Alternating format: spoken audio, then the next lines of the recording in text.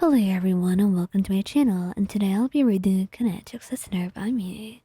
So let's get into it. You and Kinich stand in the living room, the air between you tense.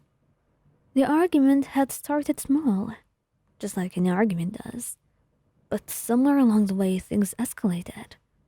You don't even remember what the original disagreement was about. Something trivial, something that should have never gone this far. But now, the words you both said feel too heavy to take back. I don't understand why you always have to make things so complicated, Kinich says, frustration coloring his voice. He runs a hand through his dark hair, pacing back and forth. You're overthinking this. Her chest tightens at his words. I'm not overthinking it. I just want to talk about how I feel. Why is that so hard for you to understand? You reply, trying to keep your voice steady, but you can hear the tremor in it, no matter how much you try to hide it. He stops pacing and turns to face you, his expression a mixture of exasperation and confusion. Because sometimes it's not a big deal. You make everything into this huge issue when it doesn't have to be, he exclaims, throwing his hands up.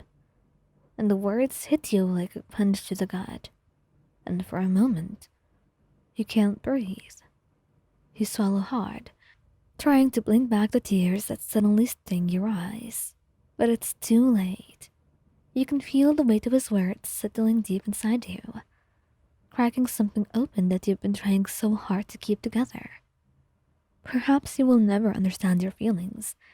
Perhaps to him you will always be a burden. I didn't realize it was such a burden to you. I'm sorry about that. You say, your voice barely whisper. You will never validate your feelings, and you will never try to understand them. And the way you say this, it's enough to stop Kinich in his tracks. His eyes widen slightly as he sees the tears welling up in your eyes. The way your voice is so hurt. Wait, no, that's not what I meant. But the damage is already done. You take a step back, crossing your arms over your chest, trying to hold yourself together. The lump in your throat is unbearable, and the tears spill over, falling silently down your cheeks. Kinich's face falls, the frustration draining from him in an instant, replaced with something closer to panic and guilt. He takes a step toward you, his voice softening, but there is a desperate edge to it. No, I didn't mean that. I swear, Ryan, I didn't mean to talk to you like that. You shake your head, wiping at your cheeks with the back of your hand. It's fine. I get it. You just think that I make everything harder than it has to be. The words come out shaky, telling him just how much it's hurt. That's not what I think. Please, I didn't mean to say that. I was angry and frustrated. I was not thinking. I didn't want to hurt you with my words. He reaches out, closing the distance between you, but he stops just short of touching you. You look up at him, your voice blurred by the tears still threatening to fall, and for a moment, you see the raw regret, but the pain is still too fresh, and it's hard to let it go. When you're afraid that he may have meant it, even if he's not admitting it. I just wanted you to listen, to understand why I'm upset, but instead you made me feel like I'm too much. Kinich's expression softens even more, and this time, he does not hesitate to step closer, gently taking your hands in his. His touch is warm, steady, grounding, but it does not erase the ache in your chest. I'm sorry. You're not too much. You're never too much. I was frustrated, and I was not being fair to you. I'm so sorry, he says, his voice barely above a whisper now. His thumb brushes lightly over the back of your hand as he says so. You don't say anything in response at first, just standing there in the quiet, feeling the weight of his apology sink in. It's not that his words immediately make everything better, but there is a sincerity in his voice, a sincerity to his touch, that makes you pause.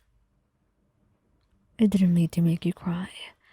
I hate seeing you like this, and knowing I was the one that caused it. You sniffle, wiping at your eyes again with your free hand, and look up at him. His expression is so full of regret, his eyes soft with a sadness that mirrors your own. You take a breath, your voice small but steady.